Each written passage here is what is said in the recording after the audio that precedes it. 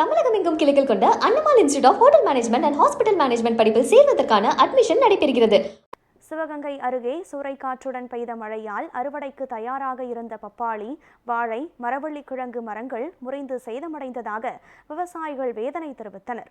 மலம்பட்டி அருகே சிவல்பட்டி பகுதியில் பலத்த சூறைக்காற்றுடன் கூடிய கனமழை பெய்ததில் கண்ணன் என்ற விவசாயியின் தோட்டத்தில் பயிரிடப்பட்டிருந்த 200 பப்பாளி மரத்தில் அறுவடைக்கு தயாரான சுமார் 300 மரங்கள் சாய்ந்து சேதமாகின. இதேபோல் அப்பகுதியில் வாழை மற்றும் மரவள்ளிக்கிழங்கு மரங்கள் சாய்ந்து சேதமடைந்தன.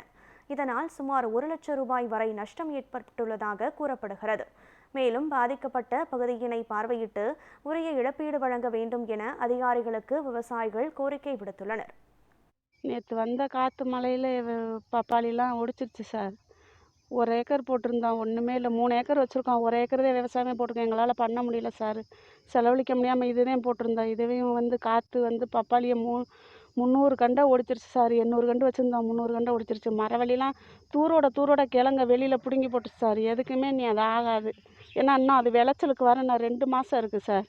அதுக்குள்ளேயும் அதை தூரோட சுத்தமாக பிடுங்கி போட்டுருச்சு சார். வாழையெல்லாம் 20 சென்ட் தலகால ஒடிச்சு போட்டுருச்சு சார். தாரே போடாமலே ஒடிச்சு போட்டுருச்சு. ரொம்ப எங்களுக்கு நஷ்டமாயிடுச்சு சார். இந்த அரசாங்கம் தான் பார்த்து எங்களுக்கு நல்ல ஒரு உதவி பண்ணணும்.